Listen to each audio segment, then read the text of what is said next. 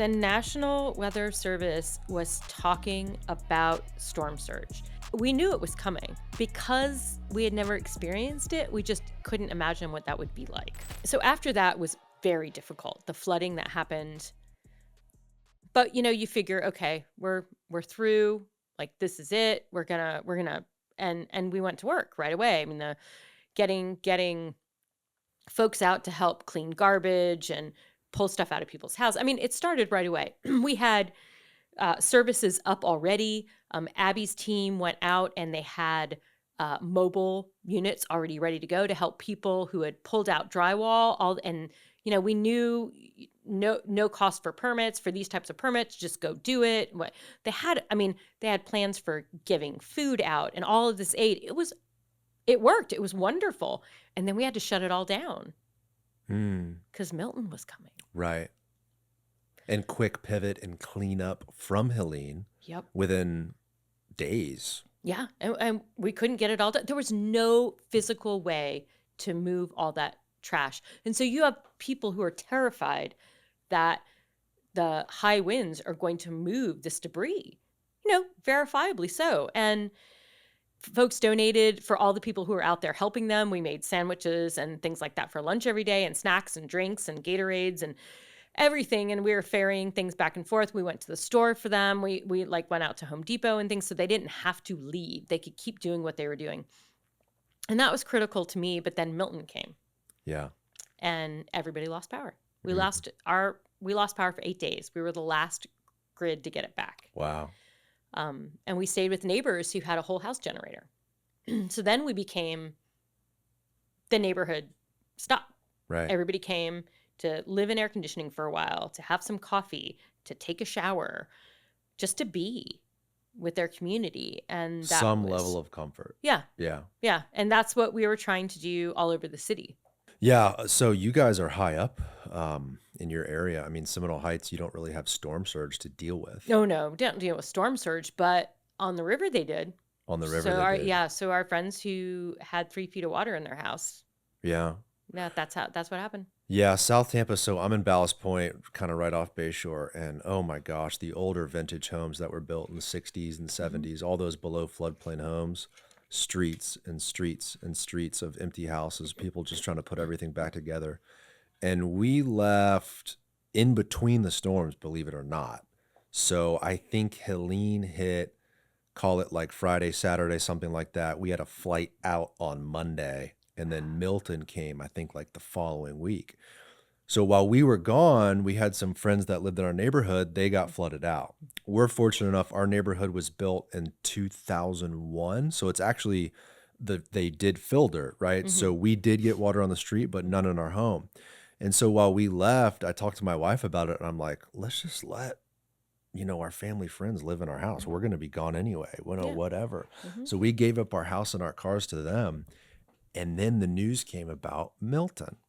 And it was like, oh my God, here comes another one. And Milton was especially scary because all of us in our mind had fresh what happened with Helene, with the storm surge. Yep. And initially when the news came out, which by the way, it goes to show how these early alerts are so important because I remember them talking about Milton at least a week before it hit. Yeah. I mean, they were really early on in like preparations and this is what could potentially happen. I remember they had a map when they first started talking about storm surge and it had 18 feet in Tampa Bay. And I thought, if that actually hits, this will devastate our city.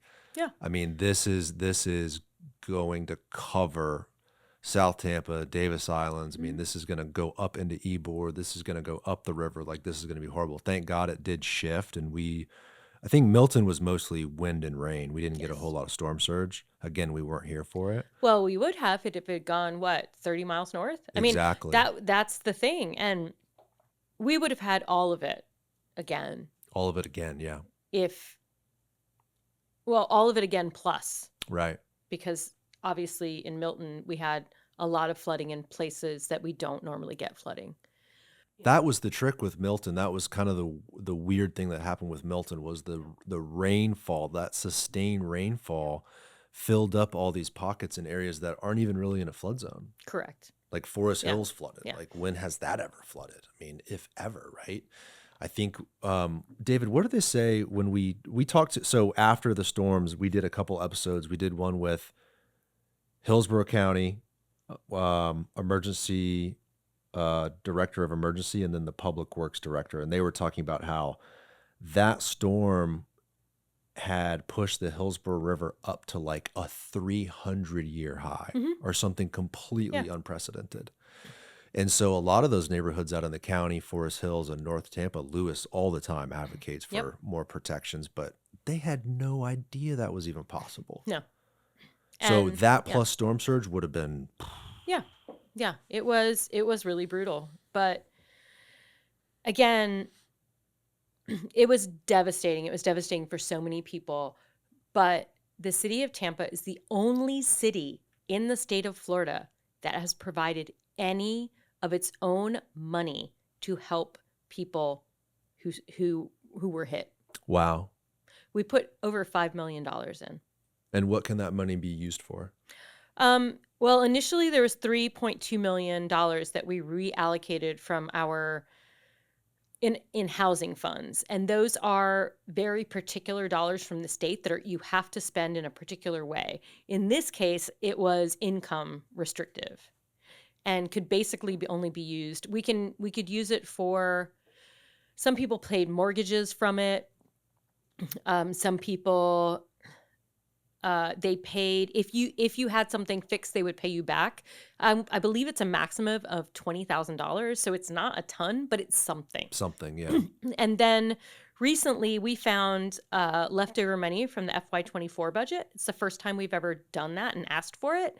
Normally the mayor or the administration would have determined what to do with that. So we asked for it.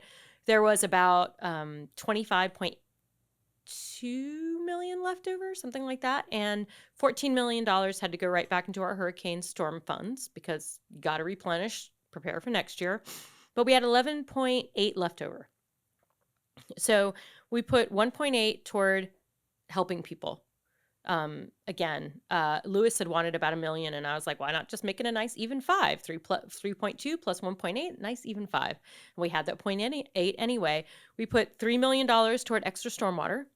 We put $5 million toward roads and $2 million toward sidewalks. Awesome.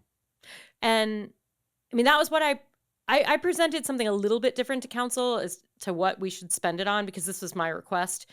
But we ended up with more money for paving. I wanted more money for stormwater, but it evens out because people really want paving done. I respect that. And it does help stormwater to a certain degree. Absolutely. So in the end, I think it was money well spent. But that additional $3 million that stormwater was able to go ahead and do more things. They could contract more. They're going to buy more equipment this year. They're going to do all of this stuff that they really needed to do. But now the community is saying, absolutely. Hey guys, if you want to watch the full episode of this clip, click right here. Make sure to subscribe by clicking right here.